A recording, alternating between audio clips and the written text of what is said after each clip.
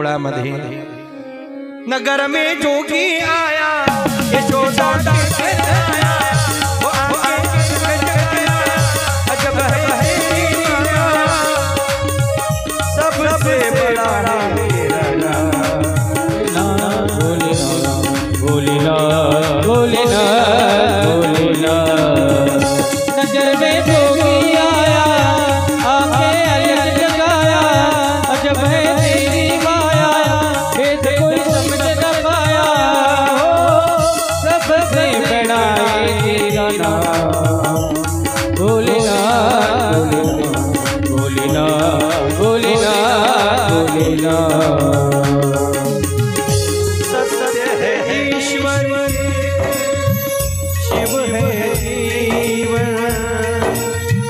सुंदर संसार है तुझ में तेरी माया ओम नमः शिवाय ओम नमः शिवाय ओम नमः शिवाय ओम नमः शिवाय मन मेरा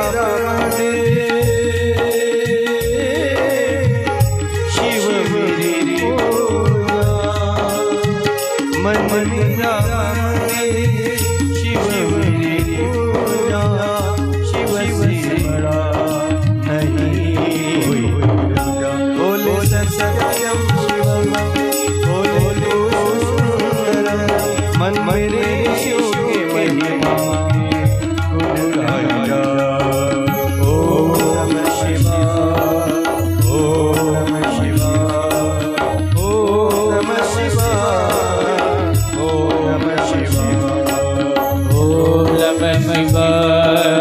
ओम नमः शिवाय ओम नमः शिवाय ओम नमः शिवाय शिव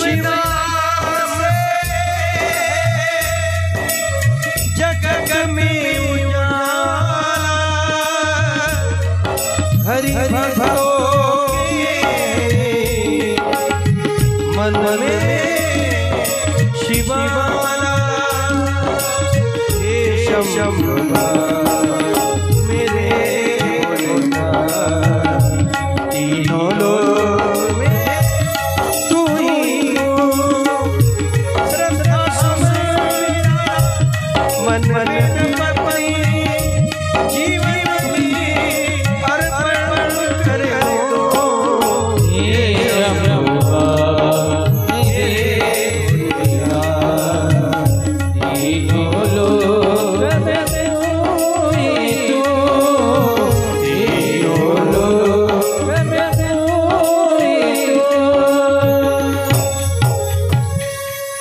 शिव है मोती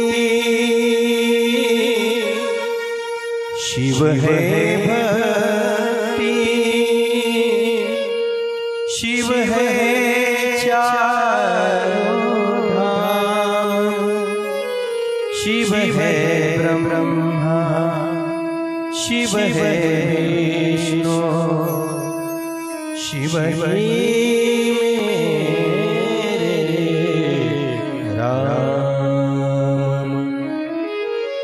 ऐसी सुबह आए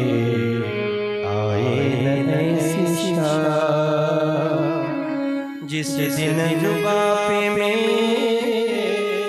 आए न शिव का भगवान शिव म्हणजे जीवनातलं परम तत्व आहे महाराज। माणूस एखाद्या वेळेला जन्माला नाकारू शकतो पण मृत्यूला कुठं नाकारू शकतो। स्मशान पवित्र ठिकाण आहे म्हणून स्मशान आपली हक्काची जागा आहे। स्मशानाकडे पाहून नाकनका फिरत जाऊ। स्मशान आनंदाचं ठिकाण आहे। मंदिरात एखाद्या वेळेला लोक चाटतील, सप्त्यात एखाद्या वेळेला नाकारेल, पण तिथं कोणी नाकारलं काय जायचं असं म्हटलं का नाही बा मी येऊ शकत नाही, मी माझ्या मताने जमतच नाही। ते मता फतानं जमत तिथं ते त्याच्या मनात आला का तो तेव्हाच नाही ते मग म्हणजे हक्काची जागा स्मशान आहे। चार लोक घरात राहत असत अडचण होते, पण एवढी मोठी स्मशानभूमी अख्ख्या गावाला हँडल करते, कमी आहे का ते? म्हणून मी स्मशानभूमीचं वर्णन कशासाठी करत असतो का आपलं इमानदारीचं आणि शाश्वत ठिकाण आहे स्मशान. शिवजीनं म्हणून तर निवड केली स्मशानाची. शिवजी मंदिर आणि हे गाव बिव नाही, जिकडे एकांतात आहे मस्त कोपऱ्या दरी खोऱ्या डोंगराईनं स्मशाना. एका जणांनी शंकरजीला विचारलं तुम्हाला भेव नाही लागत म्हणे स्मशानात, आतापासून पाहून बसले म्हणे स्मशानात. शंकरजी म्हणे अबे गेल्यावर नाही तरी 4 माणसं आणतेच म्हणे इथं, मग त्याच्यापेक्षा पहिलेपासून सवय लावली पाहिजे म्हणे हळूहळू. नवीन लग्न झालं, एका बाईला फिरायची इच्छा झाली, नवऱ्याला नकाची 6 महिने झाले लग्नाचं, कुठं फिरायला नाही, काही नाही, मंदिरात नाही, कुठं गार्डन मध्ये नाही, मला आज फिरायला घेऊन चला. आता तो होता जुना, तो काही 2025 थोडी होता. तो म्हणे मी ड्युटीहून येतो, तयारी करून ठेव. हिला वाटलं कोणीतरी पिक्चरलेच नाही ते, आता मस्त साडी बिडी आणि ते दागिने बिगिने घातले. ह्या कायले म्हणते कुठं जायचं, बसवलं 2 व्हीलर, चल म्हणे फिरायला जाऊ. नेली गावाच्या बाहेर, केली मशानभूमी समोर गाडी उभी, चल म्हणे अंदर. बाई म्हणे तुमचे स्क्रू सटकले काय, हे फिरायची जागा आहे काय? मला वाटलं कोण्या मंदिरात नाही आणि कोण्या गार्डन मध्ये नाही, मशानात आणलं तुम्ही. माणूस म्हणे बयाळा आहे तो आता मला थँक्यू म्हणायला पाहिजे. अव लोक मरते म्हणे इथे यासाठी, तुला जिथे पण इथे आणलं म्हणे मी. तेव्हापासून तिनं फिरायचं नावच नाही घेतलं, बोललीच नाही ते, कारण तिला माहित आहे आता यानं स्मशानात डबल का फिरायला चल म्हटलं, कुठून नाही कुठून नाही. खरी गोष्ट नाही का त्याची, इथं यासाठी मरायला लागते म्हणे, मरते म्हणे लोक, आणि तुला जिथे पण आणलं तर तू मला काही असे म्हणून राहिली. म्हणून शिवजी स्मशानवासी आहे. शिवजीने सगळ्या जगाचा त्याग केला हो, पण कृष्ण भक्तीचा त्याग शंकराला करता आला नाही. याचा अर्थ कृष्ण कथा प्रत्येक जीवनामध्ये आनंद देणारी आहे. भगवान परमात्म्याचं दर्शन पाहिजे, पण यशोदाबाई राहत नाही. शिवजी म्हणे मी घेतल्याशिवाय जात नाही, हट्टाला पेटले शिवजी. यशोदेनं आयडिया सांगितली, तुम्ही खिडकीत उभे राहा, खिडकीतून पहा म्हणे. आता एवढ्या दुरून आपण पंढरपूरला पायी गेलो आणि खरंच मुख दर्शनाला समाधान होते काय? जे आपण पंढरपूरला गेलेले आहेत इमानदारीने सांगा, मुख दर्शन घ्या आणि पायाचं दर्शन घ्या. 100 वेळा मुख दर्शन घ्या, समाधान होत नाही, पण एकदा गाभाऱ्यातून त्याच्या पायाले फक्त हात लावा, भाग गेला सीन गेला, अवघा झाला आनंद. उभ्या विश्वात फक्त एकच क्षेत्र आहे पंढरपूर, जिथं देवाच्या पायाला हात लावले भेटते. नाही तर कोणताच देव असा नाही का डायरेक्ट पायापाशी तुम्हाला प्रवेश. कोणते बालाजी असो का कोणते अयोध्या, कुठंच नाही ना हो. एकमेव पंढरपूर असं क्षेत्र आहे. बरं 2-2 दिवस लोक लाईनीत राहते, आंघोळ करा नका करू तरी बिचारा पायाला हात लावू देतो. म्हणून एकमेव आहे ते पंढरपूर. भगवान परमात्म्याला मांडीवर घ्यायचं आहे शिवजीला. शिवजी म्हणे मी खिडकीतून पाहासाठी नेलो, मला दूरदर्शन नाही, मी ऑनलाईन वाला नाही होय, मला प्रत्यक्ष दर्शन पाहिजे. यशोदा म्हणे मी याच्या पुढे काही करू शकत नाही. शेवटी भगवान शंकराने डायरेक्ट कृष्णाशीच नातं जोडलं. म्हणे हे चपराशी संग बोलण्यापेक्षा डायरेक्ट साहेबाला फोन करू आता. आणि मग कृष्णा म्हणे का काही आहे होईल दर्शनाचं होईल का काही? कृष्ण म्हणे काही तुम्ही भल्ले घाई करता राजू, 5च दिवस झाले आता जन्माला येऊन, एवढी घाई कायची आहे? जराशे 5 वर्ष जर थांबा अजून आहे तर यमुनेच्या तीरावर मी खेळायला येतो तेव्हा भेटू. मग शंकरजी म्हणे इथं 5 मिनिटाची गॅरंटी नाही, 5 वर्ष तुम्ही मला सांगा आता पा काय होते. तर कृष्ण म्हणे मी आता काहीच करू शकत नाही, मी आहे मायच्या स्वाधीन, माझी आई म्हणून तेच करायला लागलं. तसं जर पाहिलं तर मी आत्ताच पायनेतून उठून धावत येऊ शकतो, दर्शनही देऊ शकतो, डबल पायनेतून झोपू शकतो. शंकरजी म्हणे मग एवढं करू शकतो तर घोडं अडलं कुठं आहे? मग कृष्ण म्हणे मी जर असं केलं तर उद्यापासून माय मला जवळ घेणार नाही. ते एकच म्हणून मायापोटी भूत जन्माला आलं. 5व्या दिवशी पोरं पळत असते काय कुठं? जास्तीत जास्त 1 वर्ष समजा, आणि जास्त चपळ असेल तर 10-12 म्हणजे 10 महिन्यात, आणि जास्त पेंदोबा असेल तर 2 वर्ष. मग टाकलं तिथं आपलं बसलं. पण काही लेकरं चपळ असतात. हे का 5 दिवसाचं लेकरू जर पयायला लागलं तर त्याच्या घरातले कशा काय घेऊन त्याली दौड. कृष्ण म्हणे मी हे करू शकत नाही. शिवजी म्हणे मग मी जात नाही. शेवटी देवाने एक आयडिया केली, रडायला सुरुवात केली. एवढे रडले त्या दिवशी देव का यशोदेनं प्रत्येक प्रक्रियेनं समजून पाहिलं. नाना पारी समजली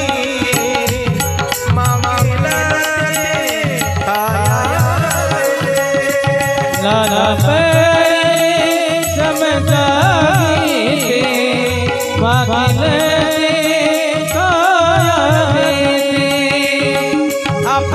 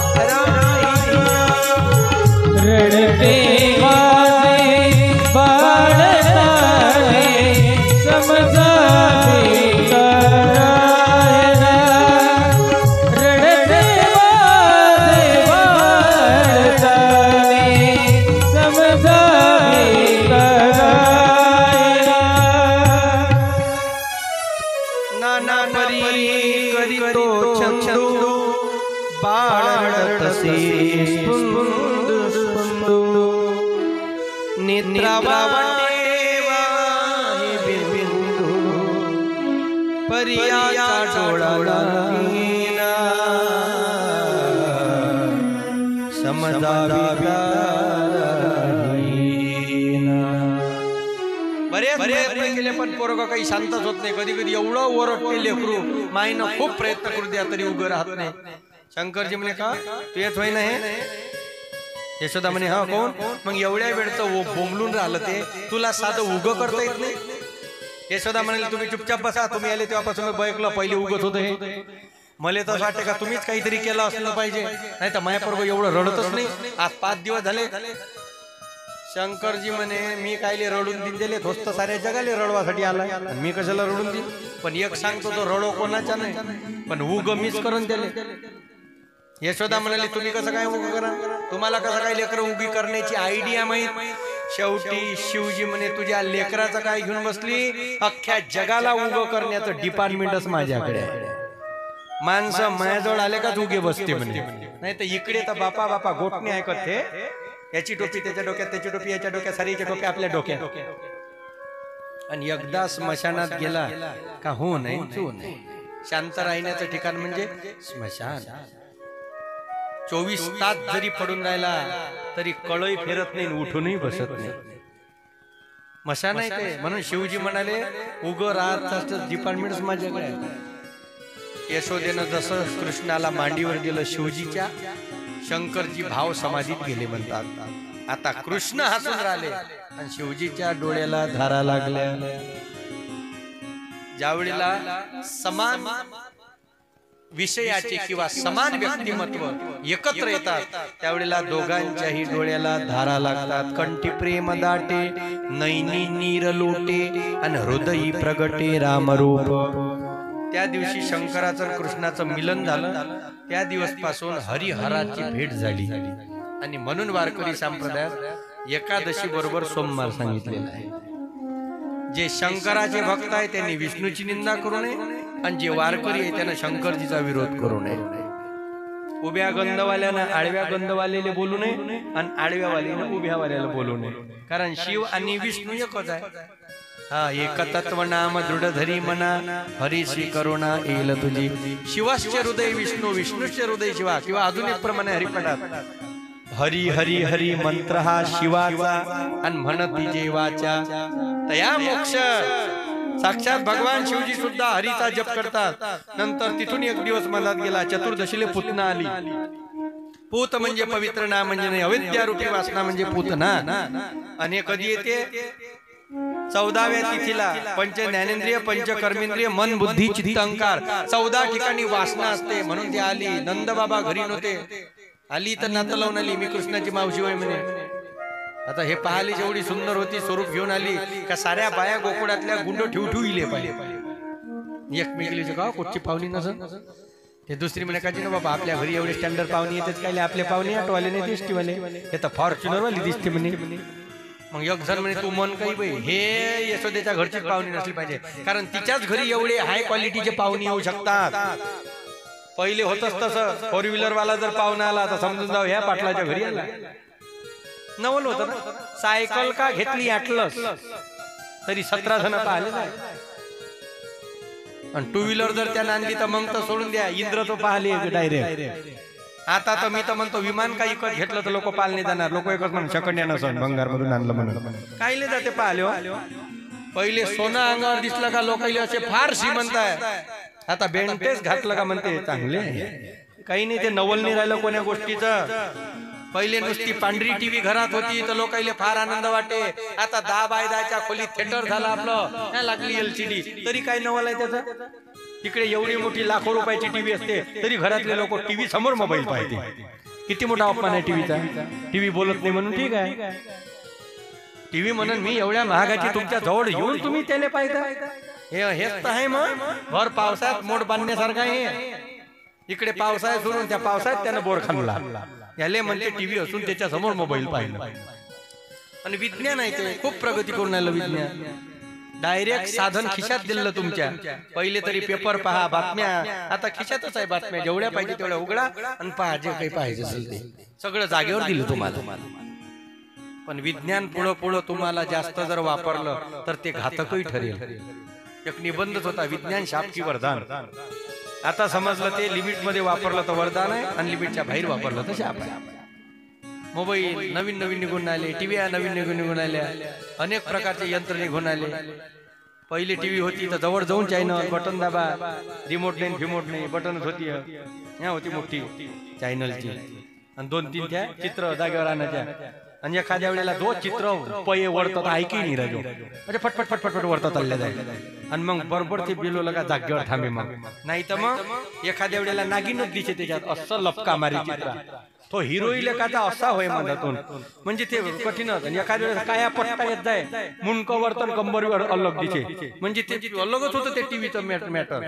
आणि जो एखाद्या दिवशी रेन चालली जाय तर निऱ्या मुंग्याही मुंग्या, एंटीना फिरवा का काही फिरवा, पाहता काय मग इकडे तुम्ही.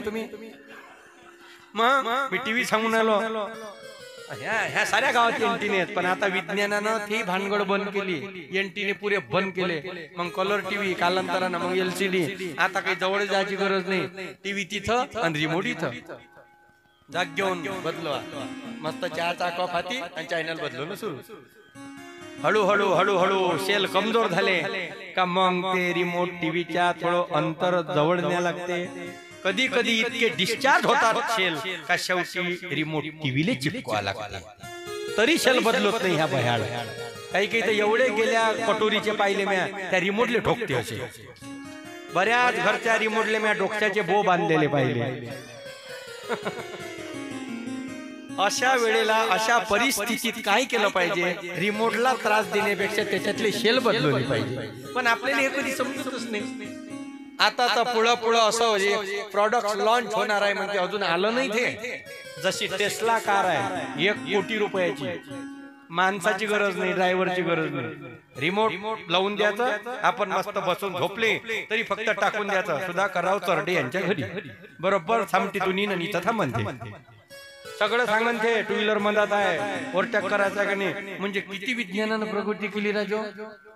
अरे बापरे, आता टीव्ही अशी निघाली म्हणजे का टीव्ही बंद करायचं काम नाही राहिलं.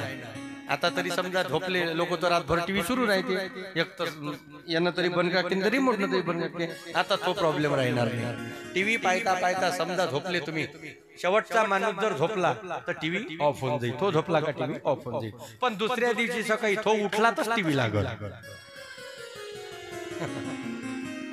त्याले समोर व्हा लागल त्या स्क्रीनच्या, तेव्हा टीव्ही ऑन होईल.